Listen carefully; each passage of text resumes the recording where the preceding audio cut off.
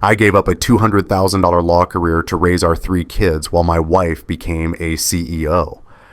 8 years later, she filed for divorce, calling me an unsuitable parent with no financial stability.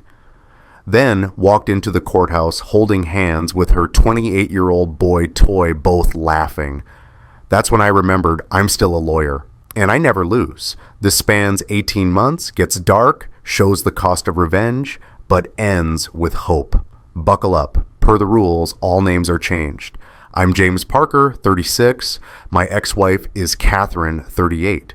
We were married 10 years, 3 kids, Sophia, 13, Olivia, 9, and Noah, 5. I gave up my career as a corporate lawyer to be a stay-at-home dad while Katie climbed the corporate ladder. I thought we were building something together. I was wrong. Catherine was my high school sweetheart. We built a life together, a home, a family. I sacrificed my career so she could chase hers, believing we were partners. She was my everything, my wife, my best friend, the mother of my children. Was.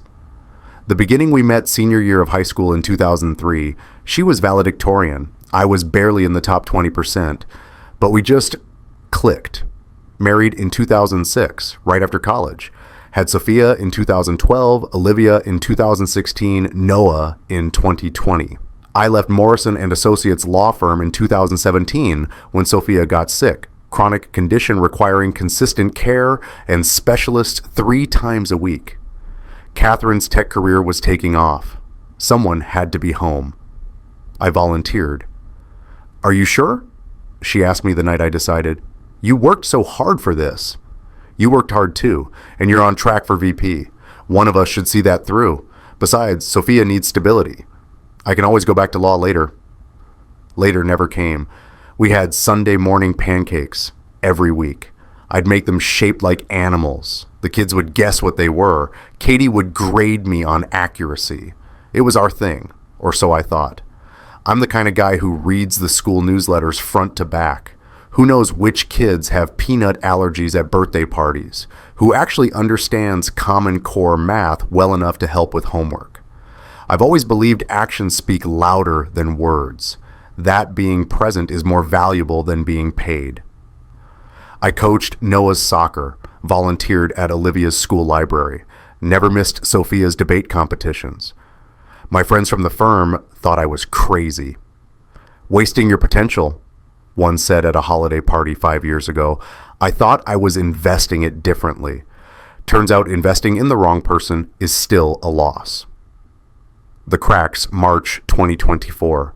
Catherine's company had their annual leadership retreat, 3 days in Napa. She'd gone every year since making VP. This year she came back different. Not obvious, not dramatic, just off. Like someone had adjusted her contrast slightly. She smiled at her phone more, laughed at things that I didn't hear, stayed up later, laptop glowing in the dark. "How was the retreat?" I asked the night she got back. I was loading the dishwasher. She was pouring wine. "Fine. Boring executive stuff. You know how it is." I didn't. Not anymore. But I nodded. That's when I started noticing things. April, Catherine started working late twice a week. Tuesday and Thursday, like clockwork. I thought she was grinding for that board position she wanted. Made her dinner to reheat when she got home. She'd come in around 10 de Ross, kiss me on the cheek, say she was exhausted, and go straight to bed.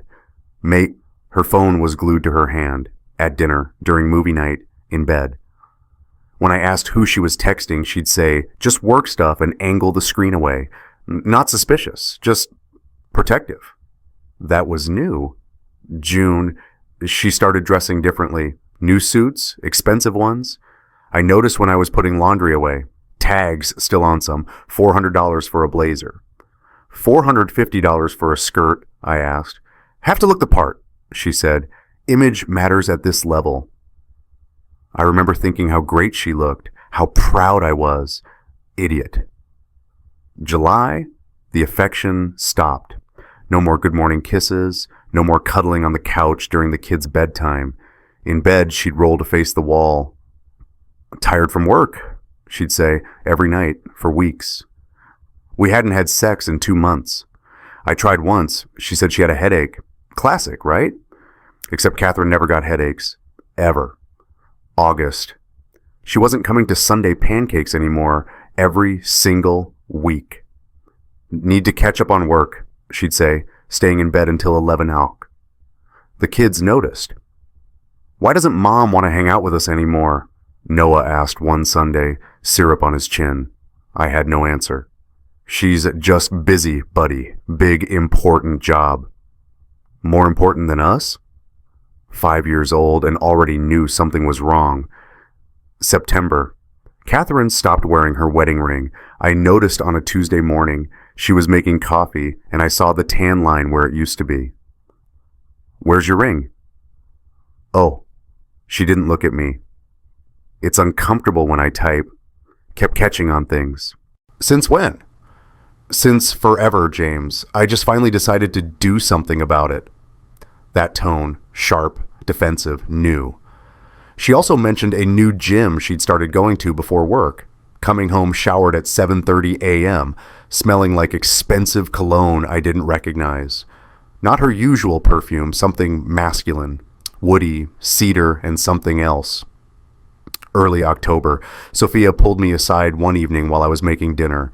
Catherine hadn't come home yet. Again. Dad, can we talk? Of course, Soph. What's up? She bit her lip, nervous. Something's wrong with Mom. My stomach dropped. What do you mean? She acts weird around this guy Tyler from her work. He came to the office Bring Your Kid Day last month. The way they looked at each other... She trailed off. I'm probably imagining things. What did you see? They were just close, like standing too close. And he touched her arm when he laughed, and she let him. She smiled at him different than she smiles at you.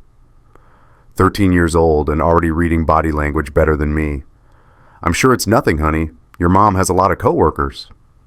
Yeah, maybe. But I saw it in her eyes. She didn't believe me, and I didn't believe myself. It was a Thursday night in mid-October. Catherine came home at 10:15. I was on the couch, pretending to watch TV, makeup smudged, hair messier than when she left, shirt buttoned wrong, one off so it pulled asymmetrical. Long day? I asked. Brutal, going to shower. I watched her walk upstairs. That's when I saw it, on her neck, just below her collar, a mark, red, fresh. My stomach dropped. I sat there staring at the TV, not seeing anything. The laugh track played, some sitcom, people finding things funny. I felt like I was drowning. That mark, that fucking mark, all those late nights, all those work trips, all those times she smelled like someone else. It wasn't work. It was never work. That's when it hit me. My wife was having an affair. I didn't sleep that night, just stared at the ceiling while Catherine snored softly beside me, probably dreaming about him. By morning, I knew. That's when I decided to find out the truth. The investigation, I did what any paranoid husband would do. I Googled it. How to catch a cheating spouse. Signs of infidelity. Legal ways to gather evidence. I went down a rabbit hole at 2 a.m. while everyone slept. Reddit's are surviving infidelity. YouTube videos from private investigators, forums where people shared their stories of discovery and devastation. I learned about phone records, GPS tracking, social media forensics, the 180 technique. Gray rocking, terms I'd never heard became my vocabulary. I took notes, made a plan, felt like I was preparing for the most important case of my career. Except this time, I wasn't defending a client. I was defending my life. Social media deep dive. I scrolled back through Catherine's posts from March onward. Every post, every comment, every tagged photo. There was a pattern, a guy's name in the comments. A lot. Tyler Reed. Great presentation today. Under her post about quarterly results. You crushed that pitch. Leadership material under her promotion announcement. Can't wait for next meeting under a vague post about exciting projects. Too familiar, too many emojis, too much enthusiasm for a subordinate. I clicked on Tyler Reed's profile. Product manager at Catherine's company, age 28, single. Good looking in that gym bro way. Protein shakes and motivational quotes about grinding. Recent photos, company retreat in Napa. There's Catherine in the background of a group shot, laughing, touching his arm, too familiar. Another photo, team building event at some escape room. He was standing directly behind Catherine, his hand on her shoulder, her leaning back into him. Body language doesn't lie. I tried to send him a friend request just to see his full profile. Already blocked. Already blocked. Why the hell would I be blocked by Catherine's subordinate I'd never even interacted with? How did he know to block me unless Catherine told him to? Premeditated. Phone records. We're on a family phone plan. I'm the account holder. I logged in at 3:00 a.m., pulled up 6 months of data. Holy shit. Starting in March, a number I didn't recognize appeared. At first, maybe 5 or 6 texts a day. By May, 30, 40. By August, 200 plus texts daily at 11:30 p.m. while I was putting the kids to bed. At 6:15 a.m. before I woke up. During her meetings, I ran the number through reverse lookup. Tyler Jonathan Reed, age 28, lives at the Metropolitan Luxury Apartments downtown, works at Catherine Tech Solutions in product management. Bingo. But the message content wasn't in the records, just times and frequency. I needed more. That's when my buddy Dan, my old law partner from Morrison & Associates, told me about monitoring software. Legal in most states if installed on a device you own. We'd bought Catherine's iPhone together, joint account.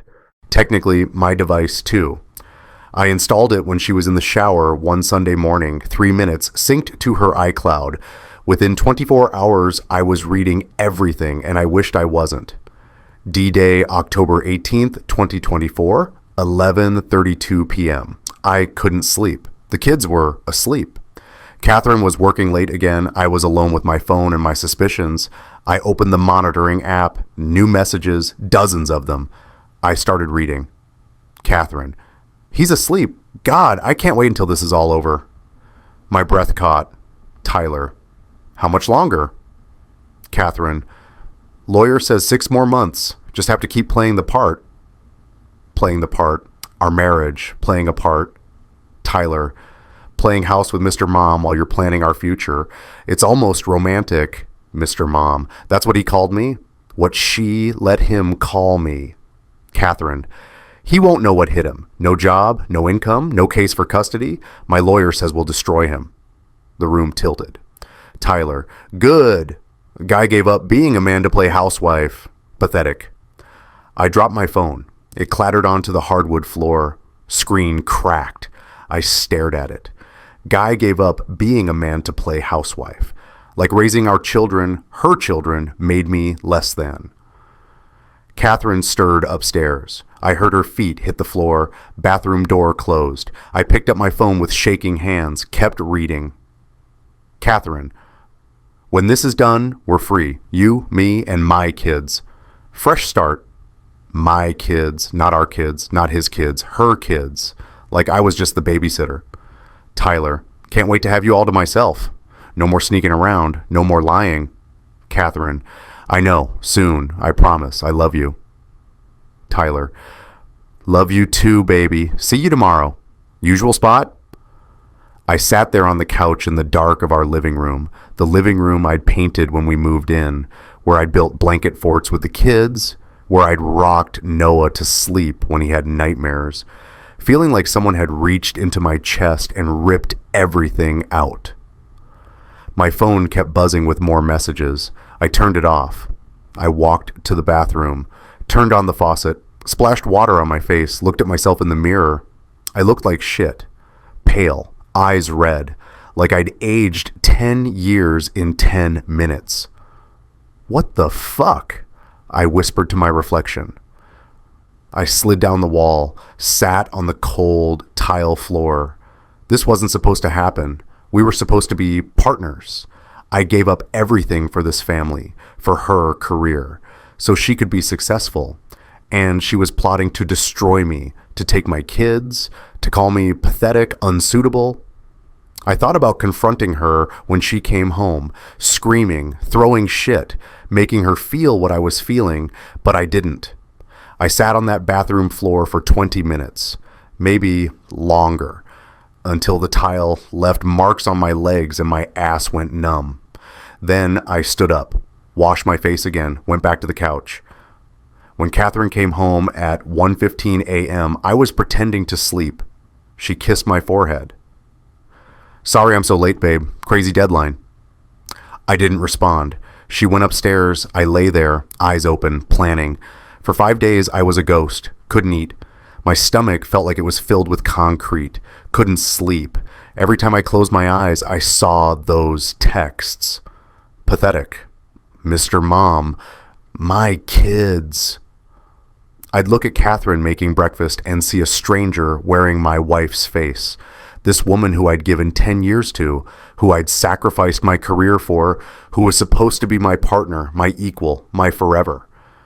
Catherine knew something was wrong, kept asking if I was okay. "You seem off. Are you feeling sick?" "Just tired," I'd say. The fucking irony. I'd make lunches for the kids while reading texts about how I was pathetic and not a real man. I cried. I'm not ashamed to say it. On day 3, I went to the grocery store, sat in my car in the parking lot, and just fucking cried. Ugly crying. The kind where you can't breathe and your face gets all splotchy. Some woman tapped on my window. "Sir, are you okay?" I nodded, drove home, made dinner. Day 6, something shifted. I woke up and I wasn't sad anymore. I was fucking pissed. Catherine didn't just cheat. She plotted for months with her subordinate to take my kids, to paint me as incompetent, to destroy me. Guy gave up being a man to play housewife. Like raising our children, her children made me less than. That's when I decided I wasn't just going to divorce her. I was going to show her exactly what this pathetic housewife could do. I wanted scorched earth. The planning, I spent 8 days researching, not just divorce law anymore, family law, custody battles, parental rights, evidence admissibility, attorney tactics, court procedures. Turns out leaving corporate law doesn't mean you forget how to think like a lawyer. I found this quote on a Reddit thread at 2 a.m. "The best revenge is showing up prepared to the fight they didn't know they started." That became my mantra. I wrote it on a Post-it note, stuck it inside my kitchen cabinet where only I could see it. Here's what I knew. Catherine had money. $400K salary, stock options, company car, expense account. Catherine had lawyers, probably expensive ones. She'd already consulted one based on those texts. 6 months, they said. She was planning. Catherine had confidence, thought I was a pushover, thought I'd roll over, take whatever she offered, be grateful for weekends with my kids. My advantage? I had 8 years of documented childcare. Every school event in my calendar, every doctor's appointment, I have the receipts. Every meal, every homework session, every bedtime story, the kids would remember. Teachers would remember. Other parents would remember. I was the primary parent, not her, me. And I wasn't in a hurry. If I needed 6 months to prepare, I had it. She didn't know I knew. That was my weapon. I made rules for myself. 1, document everything from here forward. 2, maintain normal behavior. She can't know, I know. 3, consult Dan quietly. Professional guidance only. 4, protect the kids above all else. 5, gather evidence. Don't create drama. This wasn't just about catching her cheating. Infidelity doesn't matter much in no-fault divorce states anyway. This was about proving I was the better parent, and I was going to make damn sure everyone knew it. The evidence, I created a spreadsheet. Every suspicious event since March. Cross-referenced with my calendar, credit card statements, Catherine's location data from Find My iPhone that we'd set up years ago for safety. I had an 8-month map of every lie. Every late night at work. Location data showed her at Tyler's apartment. Every business trip, hotel rooms booked but no conference attendance. Every team dinner, charges at romantic restaurants, not group-friendly places. Pattern was clear, Tuesday and Thursday nights. Every other weekend when I took the kids to visit my parents, specific hotels, same restaurants, methodical, calculated, not a drunken mistake, a sustained deception, digital evidence screenshots, 380 of them, text conversations between Catherine and Tyler, saved every single one, organized by date, March texts, flirty. You looked good in that meeting today. Thanks for the coffee, building rapport, April texts, escalating. I can't stop thinking about you. Me too. Crossing the line, May texts, explicit. I won't repeat them, but they left no doubt. June through October, planning their future, her exit strategy, their contempt for me. I backed everything up to a cloud storage Catherine didn't know about, created password-protected folders organized by date and category, backed up the backups to an external drive at Dan's office. If her lawyer tried to claim I fabricated anything, I had originals with metadata timestamps, financial trail joint credit card statements going back to March, $340 dinner at Russo's, the Italian place where we had our 5th anniversary, date July 12th. I was at Sophia's debate tournament. Catherine said she worked late. Tyler's Instagram story that night, fancy pasta, expensive wine, tag location Russo's, $180 at that boutique hotel downtown. Date August 3rd. Catherine said she was too tired to drive home after a late meeting. Find my iPhone data. She was at that hotel from 8:30 p.m. to 11:45 p.m., then went home. Tyler's location, same hotel, same time frame. $95 at Victoria's Secret. Date September 8th. New lingerie. I'd never seen any of it. She was literally making me pay for her affair using our joint card.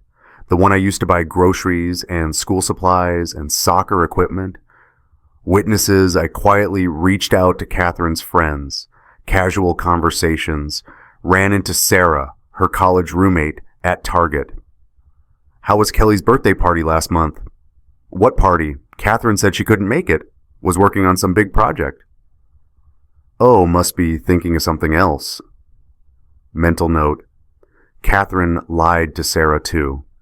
Did the same with 3 other friends. Same pattern. Catherine had been lying to everyone, using them as alibis without them knowing. I made notes. Who knew? Who lied? Who might testify if needed? Turns out most didn't know. She'd isolated herself. The affair was secret from everyone except Tyler. The binder. By late November, I had everything compiled. I printed it all out. 320 pages. Tabs for each category.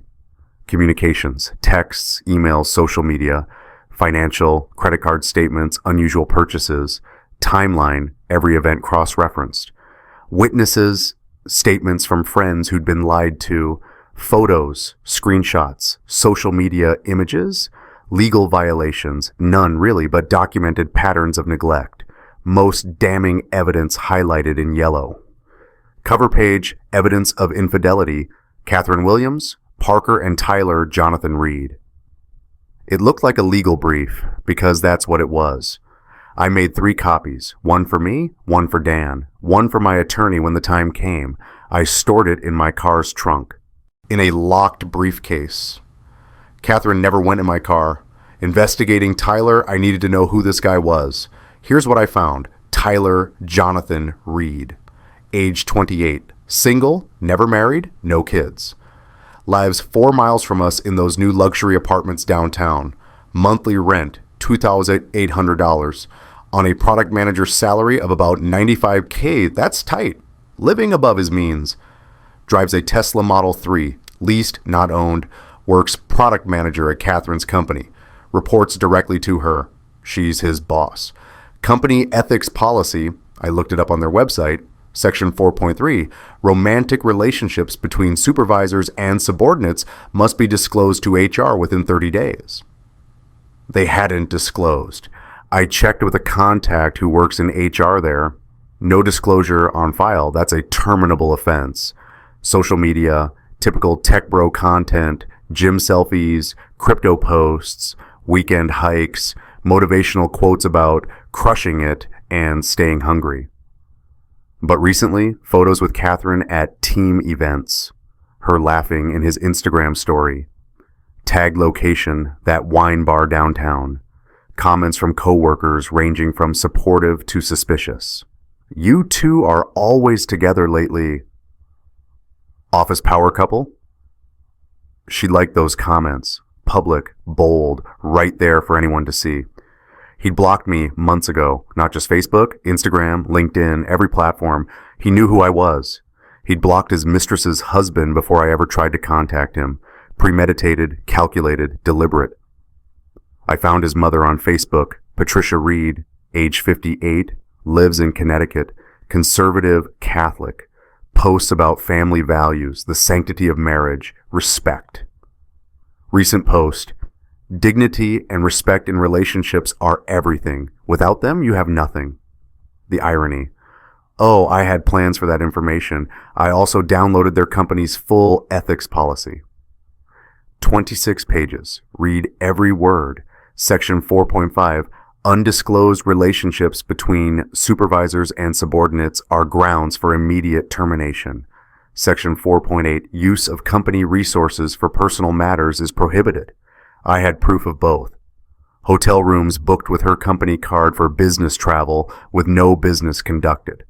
I'd cross-referenced her calendar. No meetings, no conferences, just Tyler. This wasn't just about Catherine anymore. If I was going down, Tyler was coming with me. Acting normal. From November to February, I became an actor. Oscar-worthy performance. Every morning, I kissed Catherine goodbye, asked about her day, made her favorite dinners. That chicken marsala she loved, the one I'd perfected over years. Helped the kids with homework, did bedtime routines, read stories, said prayers, folded her laundry. We even had sex, twice. I initiated because that's what normal James would do, what clueless house husband James would do. It made me physically ill, but it kept her unsuspecting. I watched her text Tyler right in front of me. She'd smile at her phone while we watched TV. "What's funny?" I'd ask. "Just a dumb meme from work." I'd laugh. Internally, I was screaming, but I'd laugh and turn back to the show. Some nights, Catherine would come home late. I'd have dinner waiting. "How was the board meeting, babe?" She'd lie. Some elaborate story about client presentations or strategic planning sessions. I'd nod, file it away. Check location data later. Cross-reference. Add to the timeline. Board meeting? She was at Tyler's apartment for 3 hours. Here's what she didn't know. I had consulted with Dan's family law specialist partner, Sarah Martinez. Best divorce attorney in the state. She'd reviewed my evidence. "You have an airtight case for primary custody," she'd told me. 8 years of documented primary care, evidence of her absence, her own texts showing she views parenting as secondary. Any judge will see this. I had changed my will, removed her as beneficiary, updated power of attorney. I had opened a separate bank account, moved my freelance consulting income there. She didn't know I'd been doing remote legal consulting work during nap times and after bedtime, 15 hours a week. Not huge money, but enough. I had documented every instance of her absence from the children's lives. 32 missed school events in 8 months, 18 canceled weekend plans, 6 forgotten birthdays or important occasions. I was 10 steps ahead at all times. But to her, I was just her oblivious house husband, going about my day, taking care of the kids, making dinner, doing laundry, being us. Dan asked me once during this time, over coffee while the kids were at school, "How are you doing this? Pretending everything's fine?" I showed him my post-it note. "The best revenge is showing up prepared to the fight they didn't know they started." That's cold, man. She called me pathetic, said I wasn't a real man for raising our children. She plotted to take them from me. Cold is what I've got left. I was waiting for her to file first, to make her move, because I knew what was coming. Her lawyer had said 6 months, October to March, and I was ready. The execution, February 14th, 2024, Valentine's Day. I changed, not dramatically, not all at once, but enough that Catherine noticed. Week 1, distance. I stopped initiating affection. When Catherine would lean in to kiss me goodbye, I'd turn my head slightly so she got my cheek instead of my lips. When she'd text during the day, "What's for dinner?" I'd reply hours later, "Leftovers in fridge." I started going to the gym, hadn't been in years. Suddenly I was there every morning at 5:30 a.m., back by 7 to get kids ready for school. Started taking evening walks after dinner, gone 30 to 40 minutes, phone off, just walking, thinking, planning. Catherine noticed. "You're going to the gym now?" "Yeah, figured I should get healthier, feel better about myself." Same vague excuse she'd been using for months about her new gym. "That's great. I'm proud of you." She wasn't proud. She was confused. Week 2, cold shoulder. I started sleeping on the edge of the bed, back turned, no touching, sometimes slept in the guest room. You were snoring, didn't want to wake you. Started eating dinner with the kids at 6 hours. When Catherine walked in at 8 hours from her late meeting, I barely looked up. Plates in the microwave. Stopped asking about her day, stopped sharing about mine. The irony? Catherine started trying harder, wore lingerie to bed Wednesday night, that red set I'd never seen before, the one she'd bought with our credit card. I pretended to be asleep, deep breathing, didn't move. Thursday morning, she made my favorite breakfast. Eggs Benedict. Takes 45 minutes. Already ate at the gym. Protein shake, thanks though. Her face fell. Friday, she initiated sex, touching my chest in bed, kissing my neck. "I'm really tired, Katie. Long day. Maybe this weekend?" "You haven't been interested in weeks." "Yeah, well, I'm working on myself right now. Gym's exhausting." She rolled over. I heard her sniffle. Good. Week 3, the 180. This is a technique I learned on Reddit. Completely flip your behavior. Become the person they want when they can no longer have you. Make them feel what you felt. I started dressing better, bought new clothes. First time in 8 years, I'd bought something that wasn't on sale. Nice jeans, actually fitted t-shirts, a leather jacket, got a real haircut. Not the $15 Supercuts special. Went to a barber, $60, looked good. Started saying I had plans without elaborating. Going out tonight. Where? Meeting up with some people. What people? Just people. I'll be back by 10 a.m. I went to the gym, then to Barnes & Noble, sat and read. But she didn't know that. Let my phone face down on the table when we ate dinner. When it buzzed, I'd smile and ignore it. It was Dan texting about sports, but she didn't know that. "Who's texting you?" "Just someone." "James, what's going on with you?" "What do you mean? I'm just working on myself, like you suggested." "I didn't suggest you become a different person." "Didn't you? You said I needed to contribute more, be more ambitious. Well, here I am, being more." Week 4, accusation. By early March, Catherine was a mess, paranoid, suspicious, desperate for my attention. Started accusing me of cheating. The projection was almost funny. "You're seeing someone, I know you are." I was loading the dishwasher, calmly loading dishes while she stood there, arms crossed, face red. "Catherine, I'm going to the gym and taking care of our kids. Same thing I've done for 8 years." "Then why are you different?" "Maybe I'm finally working on myself instead of just being your accessory." That hurt her. Her face crumpled. "I never treated you like an accessory." I turned to face her, looked her dead in the eyes. "Didn't you?" She had no answer. March 5th, Catherine filed for divorce. The process server came to the house at 2 p.m. I was folding laundry. Kids were at school. "Are you James Michael Parker?" "Yes." "You've been served." He handed me the envelope, left. I opened it, standing in my living room. Petition for dissolution of marriage. Catherine Ann Parker versus James Michael Parker. Her lawyer was Mitchell Brennan. Expensive. $600 per hour minimum. Big downtown firm. I read through the filing. Petitioner requests primary physical custody of minor children due to respondent's lack of stable income and uncertain career prospects.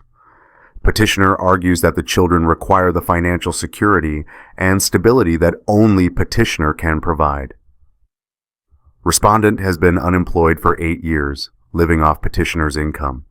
Respondent lacks professional prospects and cannot provide the standard of living the children are accustomed to. Petitioner requests child support from respondent based on imputed income potential. They were going to impute income to me, make me pay her support based on what I could be making if I hadn't spent 8 years raising our kids. Petitioner requests primary residence, marital home, based on her position as primary financial contributor. She wanted the house I'd made a home where the kids grew up. Petitioner requests a spousal support, alimony, based on standard of living established during marriage.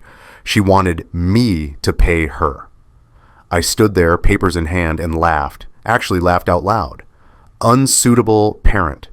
Lacks stable income. Cannot provide. She had no idea what was coming. I called Dan. She filed. Okay, time to bring in Sarah. You ready? I've been ready for months. My response filed March 12th. Sarah Martinez, my attorney, filed our response. Response to petition and counter petition.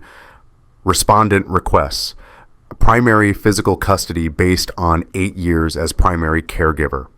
Respondent has been the constant parental presence in the children's lives, handling all medical appointments, school activities, daily care, and emotional support. Respondent requests child support from petitioner based on her annual income of $400,000 plus stock options and bonuses. Respondent requests primary residence, marital home, to remain with primary custodial parent for stability of minor children. Respondent requests no spousal support. Respondent does not seek financial support from petitioner. I didn't want her money. I wanted my kids. Attached to our response, a preliminary evidence summary. 8 years of documented primary care school records showing respondent attended 98% of parent-teacher conferences. Petitioner attended 22% medical records showing respondent listed as primary contact for all 3 children, calendar documentation of petitioner's frequent absences from family events, testimony offers from teachers, neighbors, other parents. No mention of the affair, not yet. That was coming. The setup, what Catherine didn't know, the kids already knew. Well, Sophia and Olivia knew. Noah was too young to fully understand. I'd sat them down 2 weeks earlier, February 22nd. Catherine was at dinner with clients. Dad, what's going on? Sophia asked.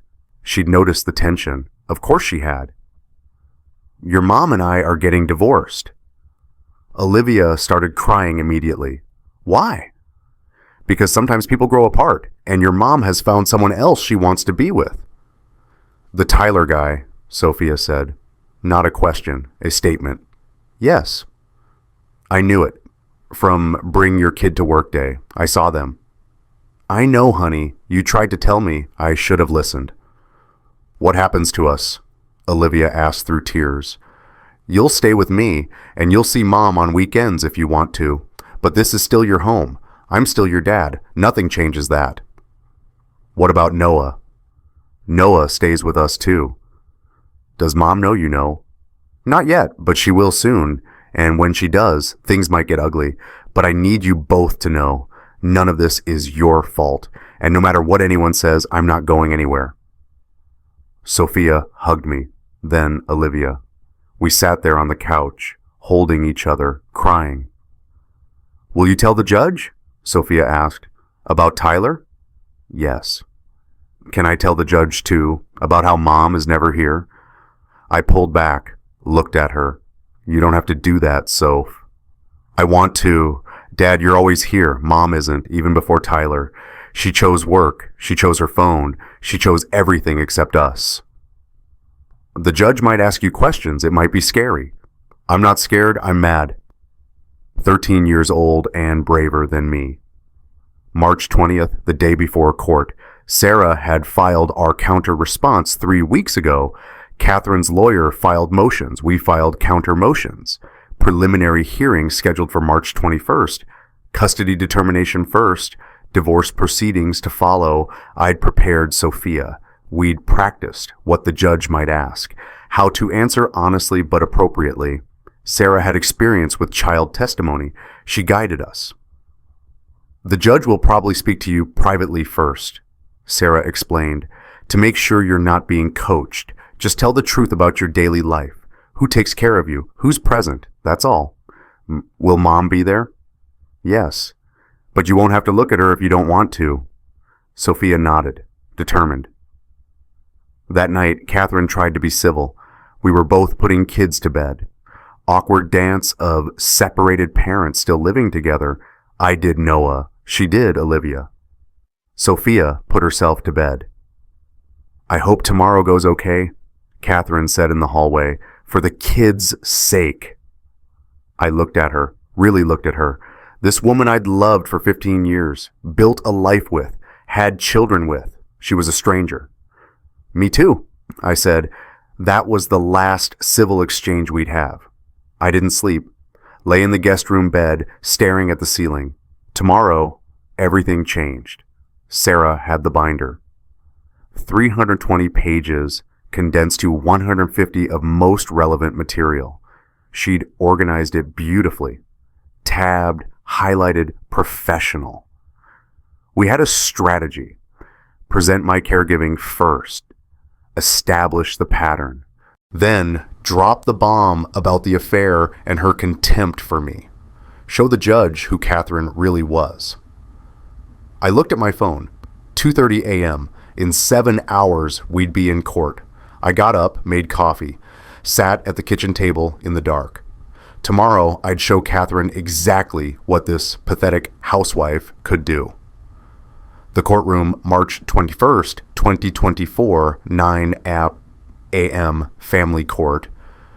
I arrived early with Sarah, conservative suit, the one I used to wear to court back when I was a lawyer. Still fit, barely. 8 years of stay-at-home dad body, but close enough. Dan came for moral support, sat in the gallery. Catherine arrived at 9:15 with her lawyer, Mitchell Brennan, and Tyler. Tyler fucking Reed was with her, not as her lawyer, not as a witness, as her support. He had his hand on her back as they walked in, whispering to her. She was laughing, actually laughing, in the courthouse hallway before we were about to fight over custody of our children, both dressed expensive. Her in a charcoal designer suit I'd never seen. Him in a navy suit that probably cost more than my car payment. They saw me. Catherine's smile faltered slightly when we made eye contact. Tyler smirked. Actually smirked at me. They walked past us into the courtroom like they'd already won, like I was already beaten. Dan whispered beside me, "Holy shit, she brought him to court?" "Let her," I said quietly.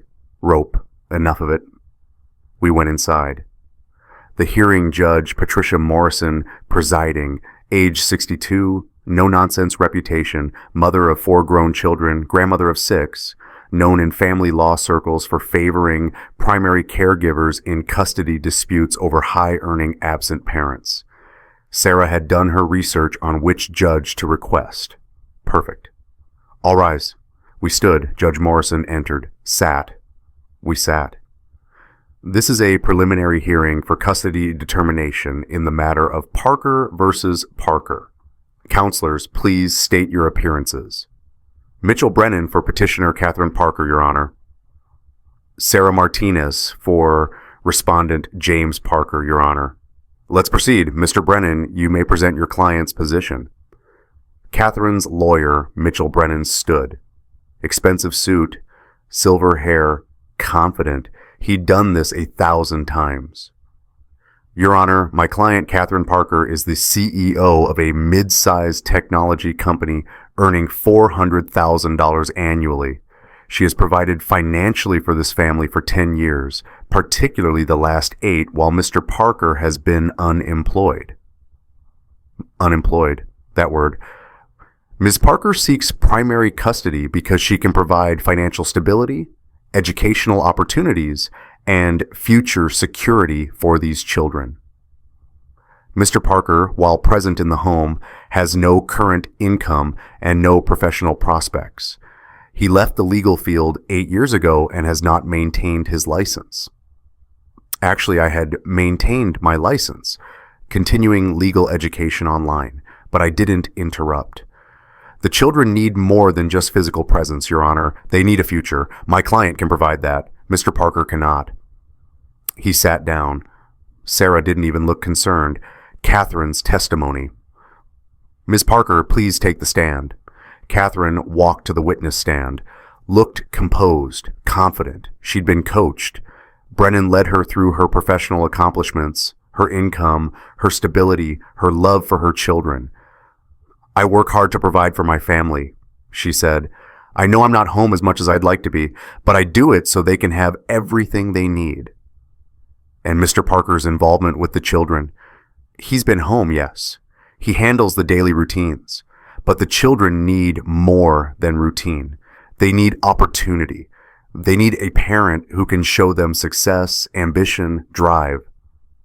A role model who contributes to society. Brennan prompted, Yes, exactly. She glanced at me.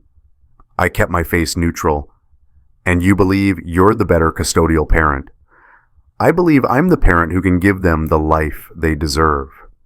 Thank you. No further questions. Sarah stood. Your Honor, may I cross-examine? Proceed. Sarah's cross-examination. Ms. Parker, how many of your daughter Sophia's debate competitions have you attended in the last year? Catherine blinked. I'm not sure exactly. Let me help. There were 18 competitions. You attended 3. Does that sound right? I have a demanding job. How many parent-teacher conferences did you attend for your 3 children last school year? I attended the important ones. Specifically, how many? Silence. Your Honor, I have documentation from the schools. Ms. Parker attended 2 conferences out of 9. Mr. Parker attended all 9. Judge Morrison was taking notes. Ms. Parker, who is your children's pediatrician? I'm sorry, I don't recall the name off the top of my head. Mr. Parker, can you answer that question? I didn't even need to think. Dr. Elizabeth Chen, been their pediatrician since Sophia was born. Sarah continued. Ms. Parker, what are your daughter Olivia's current extracurricular activities? She plays piano, I think. No, she quit piano 6 months ago. She's in the school choir now. Has been since September. Mr. Parker, what does Olivia do? Choir. She's a soprano. She's been practicing somewhere over the rainbow for the spring concert. Sarah let that sit. Ms. Parker, your son Noah, what's his favorite color? Blue. It's green, specifically lime green. He won't wear any other color socks. Mr. Parker, am I correct? Yes, we have 30 pairs of lime green socks. He refuses anything else. Judge Morrison was writing a lot. Ms. Parker, when was the last time you spent an entire day alone with your children? Just you and them? Long silence. I work most weekends. So you don't know. I see them every day. You see them, but do you parent them? Objection. Brennan stood, argumentative. Sustained. Rephrase, Ms. Martinez. Ms. Parker, can you describe your typical weekday with your children? I leave early for work. I come home around 8 or 9. So you miss dinner? Yes, but you miss bedtime. Sometimes, but you miss homework time, bath time, story time. You miss the actual parenting. I provide for them financially, but parenting is more than a paycheck, isn't it? Catherine's face was red. I love my children. I don't doubt that, but love and custody are different things. No further questions. Catherine left the stand shaking. Tyler tried to comfort her in the gallery, put his hand on her shoulder. Judge Morrison saw it, made a note. My testimony. Mr. Parker, please take the stand. I walked up, sat down, took a breath. Sarah walked me through 8 years. Mr. Parker, why did you leave your law career? Our daughter Sophia was diagnosed with a chronic medical condition when she was 5. She needed specialists 3 times a week, sometimes more. My wife's career was taking off. Someone needed to be home. I volunteered. Did you resent that decision? No, I thought we were partners. She handled career, I handled home. I believe we were building something together. What was your daily routine? I described it, every detail. Wake up at 6, make breakfast, pack lunches, get kids to school, Sophia's debate practice, Olivia's choir, Noah's soccer, homework, dinner, baths, stories, bedtime. On average, how many hours per day did you spend actively parenting? All of them. I was always on, always available. That's what being a parent means. And Ms. Parker's involvement? She worked long hours. I understood, but she was absent from the daily life, from the small moments that add up. Sophia's first A on an essay, Olivia learning to ride a bike, Noah's first soccer goal. I was there. She wasn't. Did that bother you? At first, no. I thought it was temporary, that she'd scale back eventually, but it never happened. It got worse. How did it get worse? This was the moment. Last year, she stopped coming home for dinner, stopped attending events, stopped wearing her wedding ring. I thought it was just work stress. Sarah held up a document. Your Honor, I'd like to submit Exhibit A, text messages between Ms. Parker and Tyler Reed, a subordinate at her company. Brennan shot up. Objection. Relevance? This is a custody hearing, not an infidelity trial. Your Honor, Sarah said calmly, these messages are relevant because they demonstrate Ms. Parker's priorities and her view of Mr. Parker's role as a parent. They go directly to the question of who should have primary custody. Judge Morrison looked at the document, started reading. Her eyebrows went up. I'll allow it. Continue. Sarah handed me a printed copy. Mr. Parker, can you read the highlighted text from October 18th? My hands were steady. I read. Catherine Parker. He won't know what hit him. No job, no income, no case for custody. My lawyer says we'll destroy him. The courtroom was silent. Tyler Reed. Good. Guy gave up being a man to play housewife. Pathetic. Catherine's face went white. Catherine Parker. When this is done, we're free. You, me, and my kids. Fresh start. I looked up at the judge. She wasn't just absent, Your Honor. She was planning to take my children by calling me unsuitable, by painting my 8 years of sacrifice as weakness. Sarah took the paper back. What did you do when you found these messages? I documented everything. I gathered evidence. I consulted attorneys. I prepared because I knew she was going to fight dirty and I needed to be ready. Did you tell her you knew? No, not until she filed. I maintained our routine. For the kids, they needed stability. One more question, Mr. Parker. Why do you want primary custody? Because I'm their parent, not their bank account, not their weekend entertainment. I'm the one who knows Noah only eats sandwiches if they're cut diagonally. I'm the one who knows Olivia has nightmares about sharks even though she's never seen the ocean. I'm the one who knows Sophia wants to be a human rights lawyer because of a book I read to her when she was 8. My voice cracked. I'm their dad. That's not a job I gave up. That's not a role I'm playing. That's who I am. And no one, not her lawyer, not anyone, can take that from me. Silence. Thank you, Mr. Parker. No further questions. Brennan's cross-examination was brief. He tried to attack my income, my career prospects. Sarah had prepared me for all of it. I have freelance legal consulting income. I've maintained my license. I'm already re-entering the workforce part-time. I can support my children. He had nothing. The bomb. Sarah stood. Your Honor, I'd like to call a witness. Proceed. I call Sophia Parker. Catherine's lawyer jumped up. Objection! The child is only 13. This is traumatic. Your Honor, Sarah said calmly, Sophia is old enough under state law to voice her preference in custody matters. The court frequently allows testimony from children 12 and older. Judge Morrison nodded. I'll allow it, but I'll speak with her privately first to ensure she understands what she's doing and isn't being coerced. The judge stood. Young lady, please come with me to chambers. Sophia had been in the back with Dan. She walked forward, looked terrified but determined. They went to chambers, 15 minutes. When they came back, Sophia's eyes were red, but she looked composed. She sat in the witness box. Judge Morrison spoke gently. Sophia, you don't have to do this if you don't want to. You can change your mind. I want to, Sophia said. Her voice was quiet but steady. Sarah approached, gentle, kind. Sophia, I know this is hard. I just have a few questions. Can you tell the court about your daily life? Who takes care of you? Sophia took a breath. My dad. He makes breakfast every morning. He packs my lunch. He helps with homework even when it's really hard calculus stuff. He comes to all my debate competitions, every single one, even the ones an hour away. What about your mom?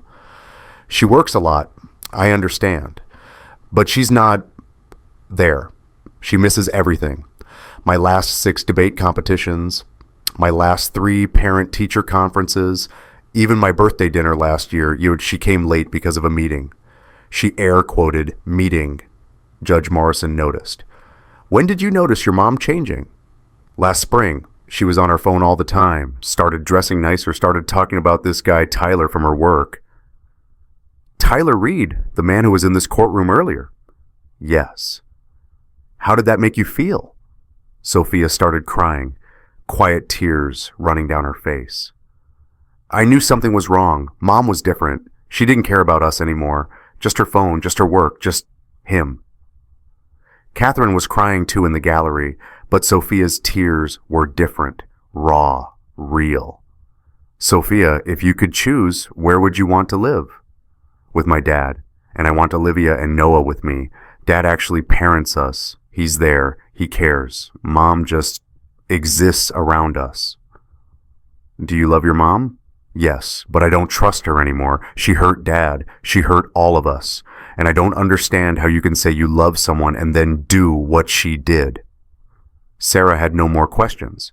Brennan tried to cross-examine, asked about her relationship with her mother before the affair. Sophia answered honestly. Mom was better before. She used to try. But even before Tyler, she was pulling away, choosing work, choosing her phone. Dad never did that. Dad has always chosen us. Brennan gave up. Sophia stepped down, walked straight to me. I hugged her. You did so good. So good. Catherine tried to approach. Sophie, baby, please. Sophia stepped behind me. Don't. That's when Catherine completely broke, slumped in her seat. Tyler tried to comfort her. She pushed him away. This is your fault. You said this would be easy. You said he wouldn't fight back. Tyler left. Smart move. Judge Morrison called a recess, the verdict. After 20 minutes, we reconvened. Judge Morrison looked tired. This was hard for her too. These cases always are. I've reviewed the evidence. I've heard testimony. I've spoken with the child. This is what I see. Mr. Parker sacrificed his career to provide primary care for his children for 8 years. He documented consistent, dedicated parenting. School records confirm his involvement. Medical records list him as primary contact. Teachers describe him as an engaged, present parent. Ms. Parker pursued her career. That is her right. But she cannot now ask this court to reward her with primary custody when she has been demonstrably absent from her children's daily lives. Moreover, she looked at Catherine, Your extramarital affair, particularly bringing your paramour to this courthouse, shows poor judgment regarding what's appropriate around your children." Catherine's lawyer tried to object. The judge held up her hand. "The affair itself is not the determining factor. The pattern of absence is. The pattern of choosing work, choosing personal relationships, choosing everything except active parenting, that's what matters. Primary physical custody is awarded to James Parker. 80-20 split. Ms. Parker will have alternating weekends and one evening per week. Ms. Parker will pay child support in the amount of $2,800 monthly based on state guidelines for her income level and 3 children. The marital home will remain with the primary custodial parent, Mr. Parker, for stability of the children. Division of other assets will be determined in subsequent divorce proceedings. Court is adjourned. Gavel, done." Catherine collapsed, literally fell forward in her chair, head in her hands, sobbing. I felt nothing. No satisfaction, no vindication, just done. I took Sophia's hand. "Let's go get your brother and sister. Say." As we left, I saw Tyler in the hallway. He looked shell-shocked. I walked past him without a word. Outside, Dan was waiting. "You won." "Yeah." "How do you feel?" "Ask me in a year." The aftermath, day 1, the fallout. I took the kids to get ice cream. Needed something normal, something sweet after the bitter. We sat at Baskin-Robbins. Sophia got mint chocolate chip. Olivia got cookie dough. Noah got bubble gum. I got nothing. Couldn't eat. "Is Mom going to be okay?" Olivia asked. "Eventually. She's hurt right now, but she'll be okay." "Are you okay, Dad?" I looked at my 9-year-old daughter, so worried about everyone but herself. "I will be." My phone started blowing up around 2 Dallas p.m. Catherine, 18 missed calls, then a text. "Please, we need to talk. I'm sorry. I'll do anything. Please don't take my kids from me." I didn't respond. Margaret, Catherine's mom. "James, I heard what happened in court. I'm so sorry. Catherine told me it was a mutual separation. She lied to me too. Those kids belong with you. You're a good father. I'm here if you need anything." I replied, "Thank you, Margaret. That means a lot." Catherine's sister. "Family is family. You should work this out." I replied, "Your sister chose an affair over her family. Ask her about working it out." No response. My mom. "Are you okay? The kids?" "We're okay. We're going to be okay." Dan. "Brother, you did it. Drinks on me when you're ready." Raincheck. "Need to be with the kids." Then an unknown number. Tyler Reed. "You're a piece of shit. She loved you and you destroyed her in court." I stared at the text for a full minute, then replied, "She loved me so much she fucked you while I raised our kids. And you're texting me why?" Blocked. Day 3, the church Margaret called. "The church knows. Catherine's mother, my ex-mother-in-law Sarah, told everyone. She's saying you seduced Catherine, that you're the villain, that you manipulated the judge." "Of course. That's not what happened." "I know that. I read the court documents. Catherine sent me copies. James, those text messages." "I know." "She called you pathetic for raising her children, my grandchildren." "I know." "I'm sorry. I'm so sorry. I thought I raised her better than this." "You did your best. She made her choices." "What are you going to do?" "Nothing. The truth is already out. Let people believe what they want." But it hurt. Our church community, people I'd known for years, half of them believed Catherine's mother. The other half didn't know what to believe. I stopped going to church. Week 2, Tyler's world crumbles. Dan texted me, "You need to see this." A screenshot from the company Slack channel. He has a friend who works there. Company-wide announcement. Effective immediately. Catherine Parker has been placed on administrative leave pending investigation into ethics violations. Tyler Reed has been terminated for undisclosed relationship with a supervisor and misuse of company resources. I didn't send that information to the company, but someone did. Later, I found out Patricia Reed, Tyler's mother. She'd sent the court documents to Tyler's CEO, along with a letter about how disappointed she was in her son. Tyler called me that night, different number. My mother sent your fucking court documents to my CEO. I lost my job. This is your fault. Your mother? I didn't even know she had those. You sent them to her. I didn't send anything to your mother, but I'm glad she knows what kind of person her son is. Catherine is destroyed. Her career is over. Her reputation is ruined. We lost everything. You fucked a married woman with 3 kids. You called her husband pathetic for raising those kids. What did you think would happen? That there wouldn't be consequences? This isn't over.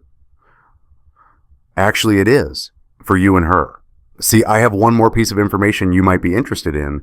Company policy violations, those are fireable, but they're not criminal. Fraud is criminal. And using a company credit card for personal hotel rooms while falsifying expense reports, that's fraud. Silence. I haven't sent that information to anyone yet, but if you contact me again, if you come near my house, if you so much as breathe in my direction or my kids' direction, that changes. Understood? Yes. Good. Lose this number. I hung up, blocked him again. Month 2, unintended information. I met Dan's friend Michael for coffee. He'd been at the courthouse, saw everything. I need to tell you something, Michael said, about Catherine. My stomach tightened. What? This wasn't her first affair. The world tilted. What? 2 years ago, different guy, sales director at her company. Josh told me, Catherine told him about it, confessed, begged forgiveness. He took her back. Who's Josh? Catherine's friend, was at the courthouse, worked with her. I felt sick. She cheated before? Yes, that's why she switched jobs within the company. She was in sales, moved to product management to get away from the guy, and that's why you were traveling less. She'd asked you to be home more so she could work on the marriage. I didn't travel. I was home. Always home. You mean that's why she was working late more? She was trying? According to Josh, yes. After the first affair, she promised to change. Got therapy, deleted social media for a while. Josh thought she was better. And then Tyler. I put my head in my hands. James, man, I'm sorry. I thought you should know. Why? Why would I want to know that? That makes it worse somehow. That she knew she had a problem and did it again anyway. Because you need to know that nothing you did caused this. This was her pattern, her issue, her brokenness. You couldn't have fixed it by being different. It wasn't about you. That should have helped. It didn't. Month 3. Therapy begins. My first appointment with Dr. Richardson was May 15th. What brought you here, James? I won. I exposed my ex-wife's affair, got custody of my kids, watched her lose everything. Everything I wanted happened. But I feel worse now than when I found out she was cheating. He nodded, like he'd heard this before. Tell me about that. I told him everything. The discovery, the texts, the planning, the binder, the court, Sophia's testimony, the victory. When I finished, he asked, "Do you regret it?" No, she deserved it. Then why are you here? Because I'm angry all the time. At everyone, at everything. My kids are walking on eggshells around me. I'm drinking too much, working too little, sleeping never. And I feel empty.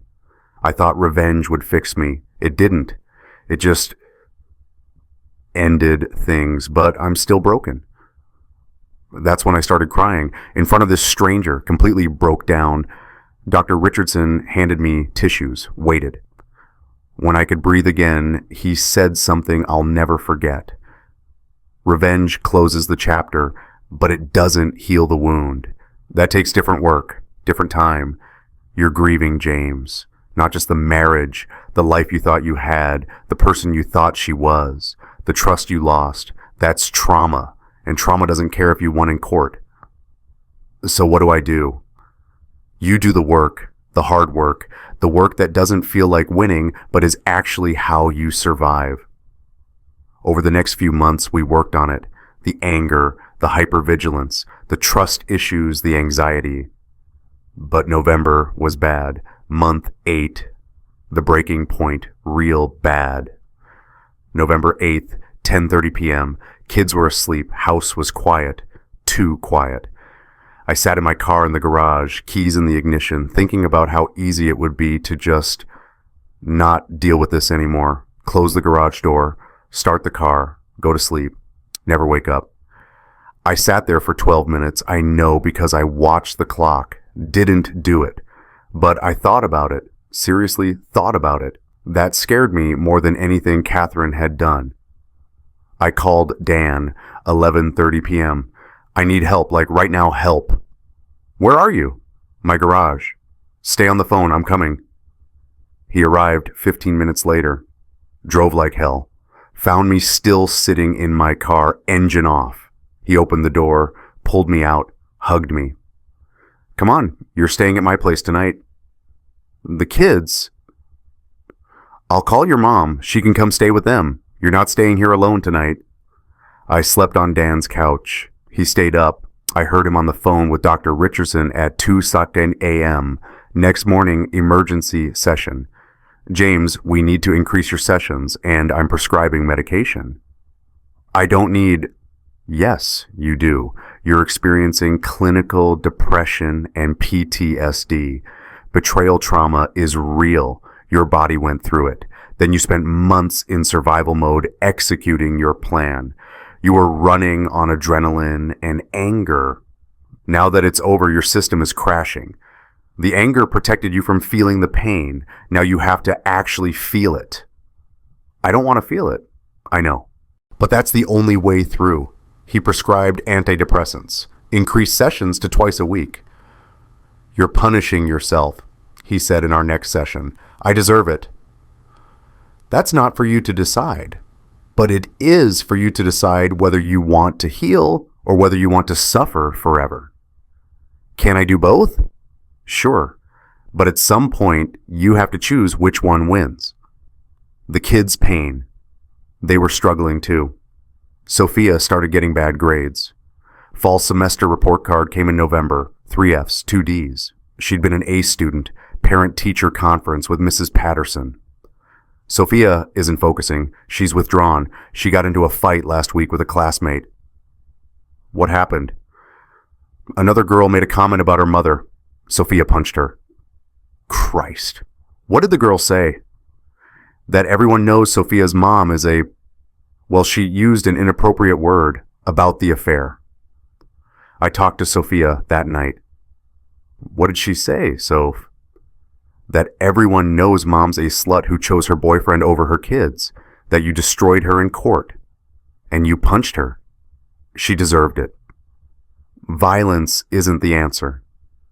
Neither is what you did to mom. That gutted me. She started therapy with Dr. Sarah Chen, specializing in children and divorce. Sophia told Dr. Chen something she didn't tell me. I feel like I lost both parents. Mom by what she did, Dad by what he became after. Dr. Chen shared that with me with Sophia's permission. She said that? Yes. James, your children are traumatized, not just by the affair, by the revenge, by the court, by seeing their mother destroyed, by seeing you change. I thought I was protecting them. You were, and you weren't. You can do both. Humans are complicated. Olivia went a different direction. She stopped talking almost entirely, barely ate. Just drew pictures, dark pictures, houses torn in half, families with people crossed out, a stick figure man holding 3 small figures, a woman figure far away, alone. Her school counselor, Ms. Rodriguez, called me. Mr. Parker, Olivia told me something concerning. What? She said she wishes you and her mom had just divorced quietly, that what you did, the court thing, the jobs, making it public, was mean. She said she's embarrassed. My heart broke. Did she say anything else? She said she feels embarrassed to be your daughter right now, that kids at school talk about her family, that she wishes she was invisible. That shattered something in me. I sat all 3 kids down in December, Sunday morning, made pancakes for the first time in months. I need to talk to you all. They sat, quiet, waiting. I need to apologize to all of you, not for leaving your mom, she made her choices, but for how I handled it, for making it so public, for not thinking about how it would affect you, for being so focused on hurting her that I forgot you'd be hurt too. Sophia cried, "You were hurt too, Dad. She hurt you." That's not an excuse. You're kids. You shouldn't have to see your parents destroy each other. I'm sorry. Olivia looked at me. Do you still love us? More than anything, more than being right, more than revenge, more than anything. Then why did you do it? She asked. Why did you make everyone know? Why couldn't it just be private? Because I was angry and hurt, and I wanted her to feel what I felt, but I didn't think about what you would feel, and I'm sorry. Noah, only 5, crawled into my lap. I love you, Daddy. I love you too, buddy. We all cried together, first time since the divorce. It wasn't healing, but it was a start. Month 10, Catherine's aftermath. I heard updates through Margaret, didn't ask. She just told me. She's working at a startup now, project manager, making maybe $85,000, a quarter of what she made before. How is she? Destroyed, living in a 1-bedroom apartment. The kids refuse to sleep there. They won't even go inside. What? Sophia tried once, said it was too sad. No furniture, no pictures, just Catherine and her guilt. I felt something heavy in my chest. Not satisfaction, not guilt exactly, something in between. Dr. Richardson, in our session, you're feeling empathy. That's healthy. Is it, after what she did? Yes. You're allowed to feel empathy for her without taking responsibility for her consequences. She made choices. Those choices had consequences. You didn't create those consequences. You revealed the truth. The rest was her doing. Tyler left her, didn't he? According to Margaret, yes. 2 weeks after they both lost their jobs, he blamed her. She blamed him. Their affair was built on secrecy and excitement. Once it was public and cost them everything, there was nothing left. Where is he now? Connecticut, living with his mother, working construction with his uncle. Industry blacklisted him. I should have felt victorious. I just felt tired. You need to stop getting updates, Dr. Richardson said. Catherine's life isn't your concern anymore. You need to focus on your healing, your kid's healing, not monitoring her suffering. He was right. I asked Margaret to stop telling me things. I don't need to know anymore. It's not my life. She's not my problem. I need to move forward. Redemption, February 2025. 10 months post-divorce. I wasn't looking to date. Wasn't ready. Still in therapy twice a week. Still on medication. Still healing. But life has a funny way. Sophia's debate competition. Regional finals. I'd driven 2 hours to be there. Proud dad mode. After her round, she won. I was grabbing coffee at the venue when I met her. Your daughter was incredible, a voice said behind me in line. I turned. Woman, my age. Warm smile. Thanks. She's been working hard. You here for the competition? My daughter Emma, 9th grade. Lost in semis, but she tried her best. This is her first year. Sophia's on her 3rd year. It gets easier. We grabbed coffee, sat in the back of the auditorium while finals continued. Her name was Rachel Anderson. 38, divorced 2 years ago. Ex-husband had an affair with his assistant. She said, classic, right? My ex-wife had an affair with her subordinate. Got nasty in court. I heard about your case, she said carefully. Our town is 20 minutes from yours. Parent network talks. You're James Parker. I tensed. Yeah. For what it's worth, from what I heard, you had every right to fight back. She tried to call you unsuitable. That's beyond low. I probably went too far with the revenge. Maybe, but she went too far first, and you got your kids. That's what matters. We exchanged numbers. For parenting advice, she said with a smile. We texted, just friendly at first. about kids, divorce recovery, therapy, rebuilding. After the 6th coincidental run-in at school events, I asked her to dinner. Are you asking me on a date? I think. I'm really bad at this. Haven't dated since high school, basically. I'll go to dinner with you, but fair warning, I'm broken. Still dealing with trust issues in therapy and all the baggage. Same. Maybe we can be broken together? That's literally the worst pickup line I've ever heard. I know, I'm a stay-at-home dad lawyer, not a smooth talker. Did it work? She laughed, really laughed. First time I'd made someone laugh like that in a year. Unfortunately, yes. We took it slow, really slow. First few dates were just dinner and talking, venting about exes, comparing therapy techniques. You tried EMDR too? Yeah, felt weird, but it actually helped with the flashbacks. Same, like how does moving your eyes while thinking about trauma work? But it does? We bonded over shared damage. After 6 weeks, we kissed. In my driveway after dinner. Awkward. We both laughed about how rusty we were. Dr. Richardson in session. How does this feel different from Catherine? Honest. We're both fucked up and we're not pretending otherwise. There's no mask, no performance, just two damaged people being real. By May, we were officially together. The kids met her in June. Casual. Dad's friend Rachel at the park. Her daughter Emma came too. Sophia liked her immediately. She's cool, Dad, and she doesn't try too hard. She's not trying to be our new mom. Olivia was harder, suspicious of anyone dating me. What if she hurts you like Mom did? Rachel handled it perfectly, knelt down to Olivia's level. I'm not here to replace your mom. I'm just someone who makes your dad happy. And I promise I'll never lie to him or you. Noah just cared that Emma played soccer with him. 5-year-olds have priorities.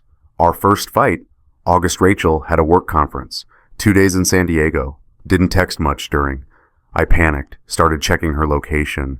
Saw she'd gone to dinner with coworkers, male coworkers. When she got back, who were you with at dinner? My team. Why? You didn't tell me you were going out. I didn't think I had to report my every move. We're not married, and even if we were, I'm not Catherine. She was right. I was letting Catherine's ghost poison this. I'm sorry. That's my baggage, not yours. I get it, but you have to trust me, or this won't work. I'm not her. I won't be punished for her crimes. We worked through it. More therapy. She was patient with my broken trust. By December, 1 year after my divorce finalized, I was happy. Actually happy. Not because Rachel fixed me. I'd done that work myself. Months of therapy, medication, honest conversations with my kids, rebuilding myself. She was just proof that life continues. That good things exist after devastation. March 2026, full circle, 2 years after the courthouse. I took Rachel to Martinelli's. The Italian place Catherine and I used to go for anniversaries. The place I'd found a credit card charge from where she'd been with Tyler. Are you sure about this? Rachel asked in the parking lot. I need to replace the bad memories with good ones. We had a great night, laughed, held hands across the table. Didn't think about Catherine once.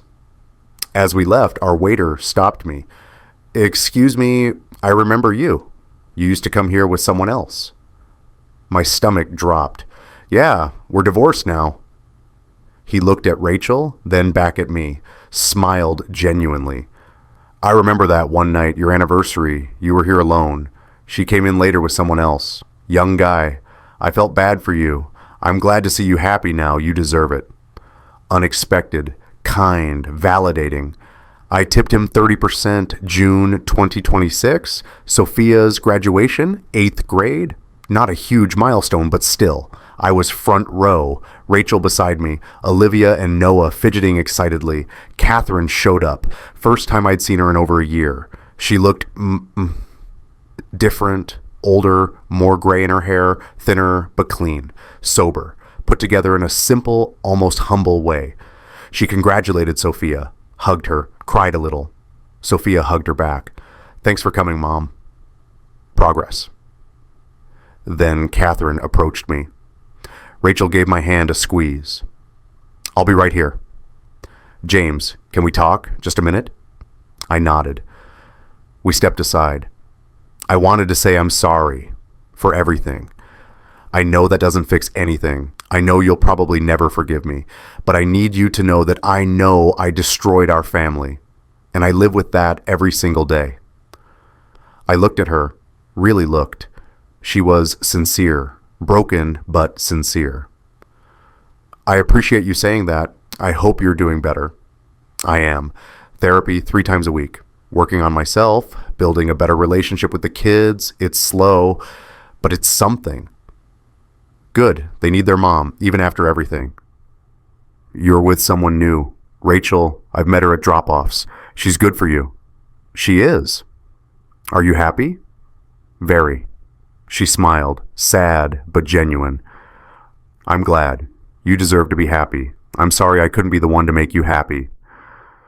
"Catherine, we're not friends. We're never going to be. But I don't hate you anymore. I'm just done. And I hope you find peace." "Thank you. That's more grace than I deserve." "We both deserve peace. Take care of yourself."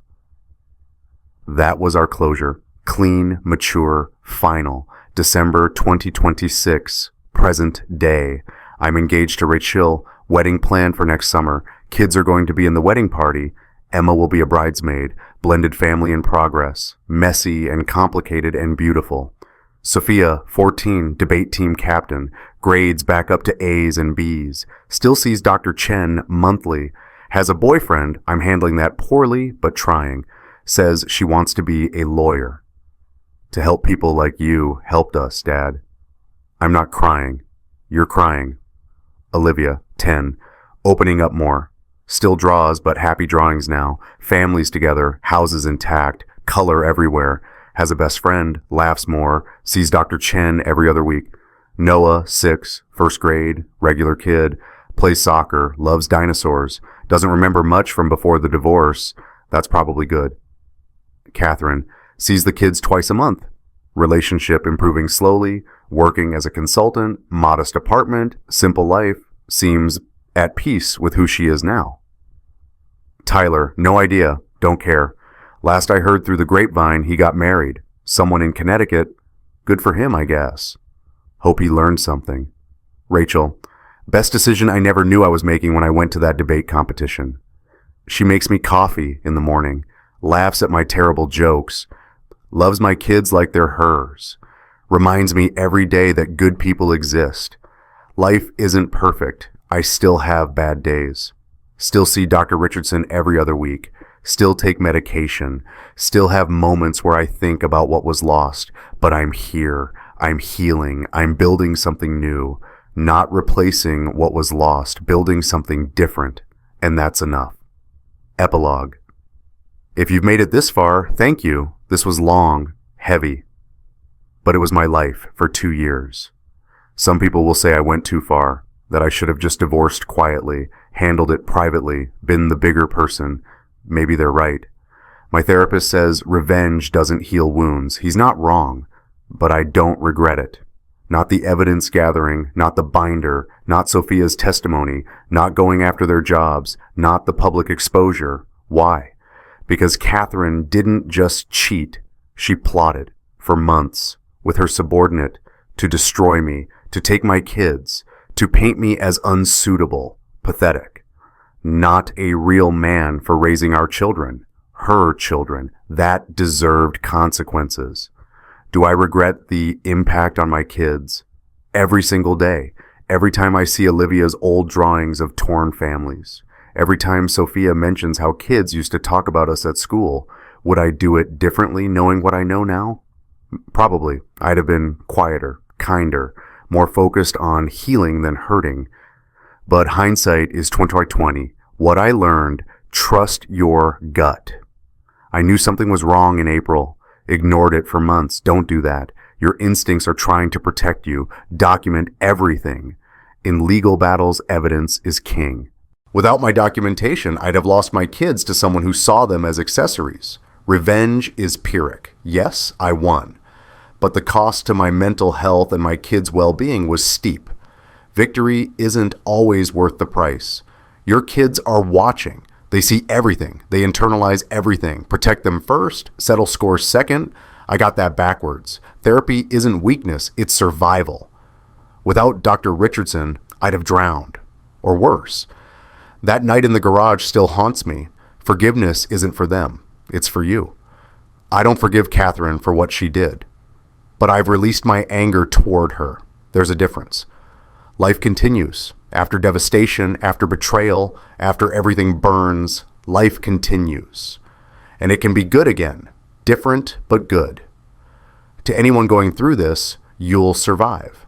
It won't feel like it at first. The discovery will break you. The betrayal will hollow you out. The rage will consume you. But you'll survive. And eventually, you'll rebuild. To the cheaters reading this, your partner might know.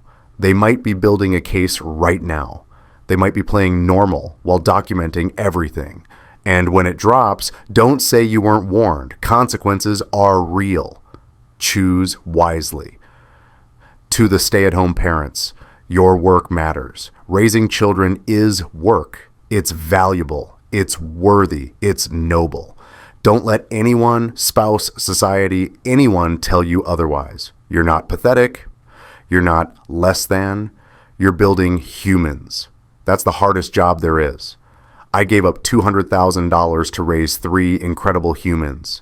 Catherine gave up 3 incredible humans for a 28-year-old affair that lasted 3 months after it went public. I know who won in the end. Keep your head up. Document everything. Protect your kids. And remember, the best revenge is living well. Peace.